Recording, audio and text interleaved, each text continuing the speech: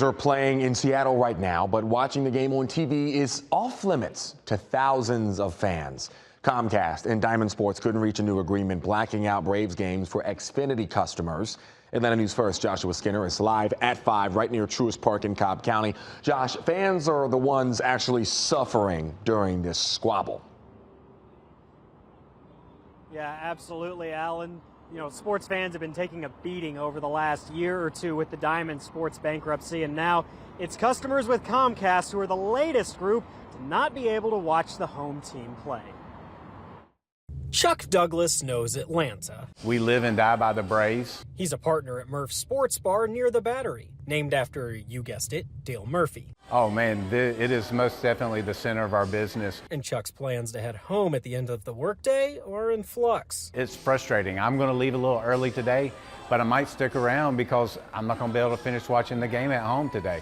As an Xfinity customer, if he went home, this is what he'd see. A Barney-colored note that the channel is no longer available. I need to go home and change to somebody else because they can't, play in the same playground together. They being Comcast, who owns Xfinity, and Diamond Sports Group, who owns Bally. The two sides were unable to reach a contract carriage agreement by midnight, so the channel gets the axe. The Braves go way past Georgia. I mean, you're Alabama, part of Florida, Tennessee, the Carolinas. The two sides released dueling statements today. Comcast said in part, "We have been very flexible with Diamond Sports Group for months as they work through their bankruptcy proceedings, providing them with an extension on the Bally Sports regional networks last fall and a unilateral right to extend the term for another year, which they opted not to exercise." Diamond pointed the finger right back, saying, "It's disappointing that Comcast rejected a proposed extension that would have kept our channels on the air,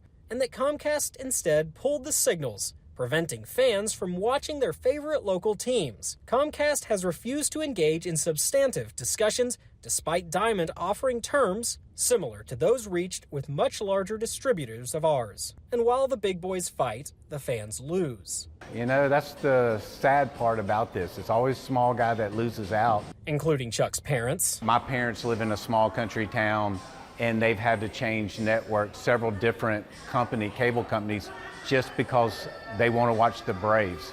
By the way, you can watch the Braves at Murph's. They have DirecTV. But Joe Braves fan, well, you might be out of luck. They just can't keep doing this.